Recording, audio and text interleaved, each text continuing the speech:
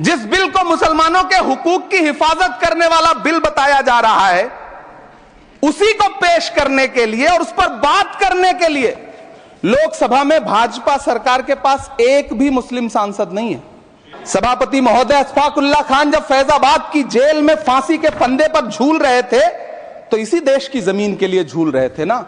सभापति महोदय, अंडमान की जेल में काला पानी की सजा काटकर अपनी जान देने वाले मौलाना फजले हक खैराबादी हो या शेर खान अफरीदी हो, वो भी तो इसी जमीन के लिए अपनी जान दे रहे थे ना। इस्लाम में जो काफिर से ज्यादा मुशरिक और शिर्क को बुरा माना गया, नहीं जो भगवान को माने ही नहीं।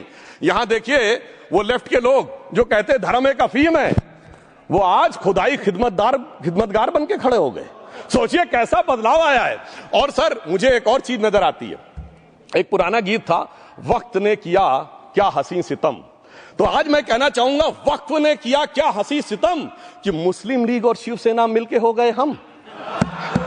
और मैं कहना चाहता हूं, ये मुस्लिम लीग वो है जिसने सेपरेट इलेक्टोरेट की मांग की थी और इस शिवसेना के उबाटा के हमारे इस सदन के एक सदस्य हैं।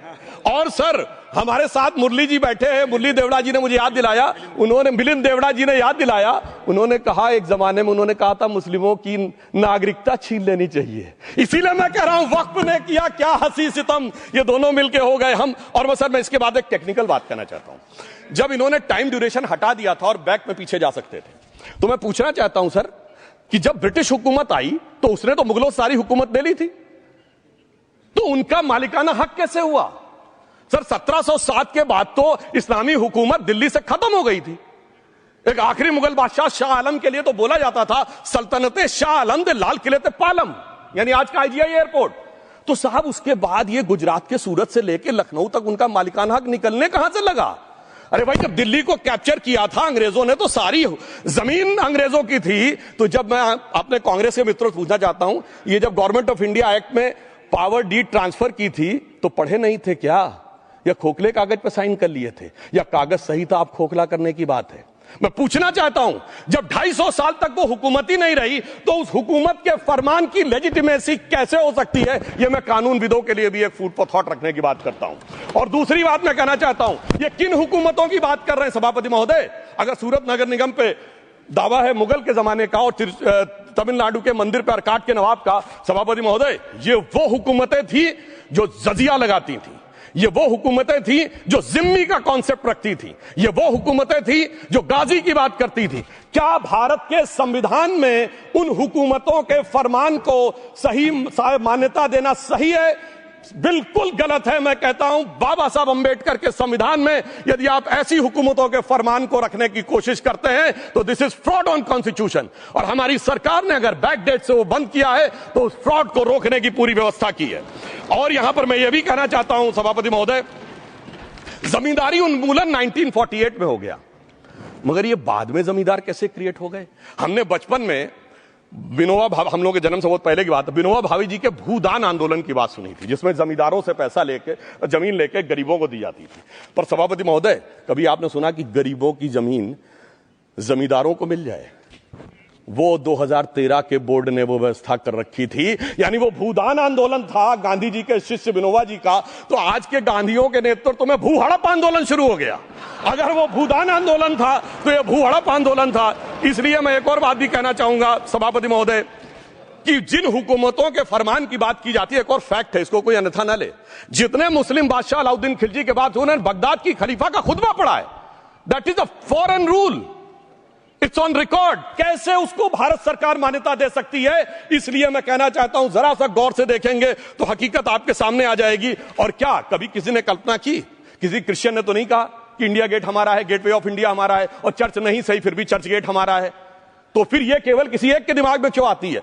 हमने जो इवैक्यू एक्ट के तहत दे दिया था पाकिस्तान के गए लोगों को, क्या हमारे जो सिख और हिंदू भाई आए थे उनकी जमीनें मिली? अरे महाराजा रणजीत सिंह की राजधानी लाहौर थी और काबुल तक था राज, तो क्या उन्होंने जमीनें नहीं दान दी होगी गुरुद्वारे और मंदिरों को? वो मिली? अरे वो तो छोड़िए, ननकाना साहब और करतारपुर साहब तक नहीं मिला था। इससे दिखाई पड़ता है कि कितनी एक तरफा हम लोगों ने कोई निगोशिएट ही नहीं किया और उसे करने की बात कही थी। इसलिए मैं कह सकता हूं सर, अब हमारी सरकार ने जो संशोधन किए हैं, अब यह मजहबी हुकूमत के फरमान से नहीं, बाबा साहब अंबेडकर के संविधान से चलने वाला है। अब मैं अंत में उस विषय के ऊपर आता हूं जिसे सांप्रदायिक राजनीति बनाम सेकुलर राजनीति इसके ऊपर कहा जाता है। सभापति महोदय, मैं बताना चाहता हूं कि जब आजादी मिली उसके बाद क्या किसी ने डिमांड किया था कि हमें वक्फ बोर्ड चाहिए? नहीं किया था। फिर क्यों 54 में दिया गया? किसी मुस्लिम ने डिमांड किया क्या कि मदरसे चाहिए? फिर क्यों दिया गया? मुस्लिम समाज तो राष्ट्र की मुख्य धारा में आने को तैयार था, इसीलिए यूसुफ खान, दिलीप कुमार के नाम से आने में उन्हें कोई प्रॉब्लम नहीं थी।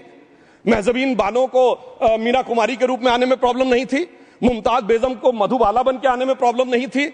हामिद अली को अजीत के रूप में आने प्रॉब्लम नहीं थी। मगर और मैं यह भी बताना चाहता हूं, मुस्लिम समाज में बहुत बड़ा तबका उस समय इस बात को सोच रहा था, और अभी कपिल सिब्बल साहब बोले ये उस चीज के वकील रहे, इन्हें पता होना चाहिए, पता होगा कि सुन्नी सेंट्रल वक्फ बोर्ड राम मंदिर में 1961 में मुद्दई बना है, 12 साल के बाद। क्योंकि के मोहम्मद ने लिखा है कि एक बहुत बड़ा तबका था जो ये मानता था कि हमें इस चक्कर में नहीं पड़ना चाहिए। मगर अफसोस कि वही लेफ्टिस्टों, सेकुलरिस्टों ने उनको समझाकर इस मुकाम तक लाकर खड़ा कर लिया। अब यहां मैं एक और बात कहना चाहूं, खैर छोड़िए उन सरकारों ने बाद में क्या दिया, मगर उसके बाद सुनिए, इंदिरा जी के जमाने में मुस्लिम पर्सनल लॉ बोर्ड आया, तो राजीव जी के जमाने में शाहबानो केस आया, तो नरसिम्हा राव के जमाने में 95 का एक्ट आया, तो मनमोहन सिंह जी के जमाने में 2013 का एक्ट आया, मगर इलाज नहीं निकला। तो इसे एक शेर में कहूंगा कि मरीजे सेकुलर इश्क पर लानत खुदा की, मर्ज बढ़ता गया जो दवा की। अब मैं सभापति महोदय एक और बात कहना चाहता हूं, शुरू के 20-25 साल में मुस्लिम समाज के बारे में मैं कहना चाहता हूं। आज जब आजादी मिली तो मुस्लिम समाज के प्रतीक कौन थे? उस्ताद बिस्मिल्लाह खां, उस्ताद फरीदुद्दीन डागर, उस्ताद बड़े गुलाम अली, उस्ताद जाकिर हुसैन जिनकी अभी कुछ दिन पहले डेथ हुई, बड़े बड़े नगमा निवार, हसरत जयपुरी, मजरूर सुल्तानपुरी, साहिर लुधियानवी, कैफी आजमी, जोश मलियाबादी, जिगर मुरादाबादी। अब सर क्या हो गया? तब मुस्लिम समाज इन अदब के शाहकारों के साथ जोड़ा जाता था।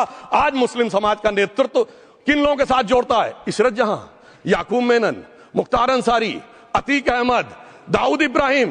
कौन जोड़ रहा है ये? तब से सर, जब से ये सेकुलर हो गया देश 1976 से और सेकुलर सियासत शुरू हुई, उसने ले जाकर इनको इस मुकाम तक पहुंचाया। और इस वक्फ बोर्ड के बिल में भी जो बात कही जा रही है, सर मुस्लिम समाज को यह समझाया गया कि तुम्हें बीजेपी वालों को तुमसे बड़ी अदावत है, और कहा गया इनको बड़ी मोहब्बत है। जब यह देश आजाद हुआ, मैं उत्तर प्रदेश का रहने वाला हूं, उत्तर प्रदेश में 1931 की सेंसस में 8% रेट ऑफ लिटरेसी थी और सैयद मुसलमानों में 24% थी। यूपी की ब्यूरोक्रेसी में 20% थे। आज कहां चले गए सब? मैं एक लाइन में कहना चाहूंगा, ये अदावत और मोहब्बत की सियासत में ऐसे फंसे कि किसी को किसी की मोहब्बत ने मारा, किसी को किसी की अदावत ने मारा, मगर इस शराफत अली को सेकुलर सियासत ने मारा। और मैं सभापति महोदय एक और बात कहना चाहता हूं कि चलिए बोलिए। Fauzia Khan, please one second, mike is there. Yes, ये बोल रहे हैं मुस्लिम समाज आज का इशरत जहां और फलाना टेररिस्ट के साथ नाम जोड़ रहे हैं। ये बिल्कुल आरोप है सर, इसको एक्सपंज करना चाहिए। ये समाज के साथ अन्याय है। ये बात आपको एक्सपंज करना होगा सर, ये बात को। एक honourable member, if you would carefully go through what Sudhanshu has said, I am sure you will appreciate his spirit. Just think for a moment. He has not cast any aspersions. Sudhanshu, go ahead.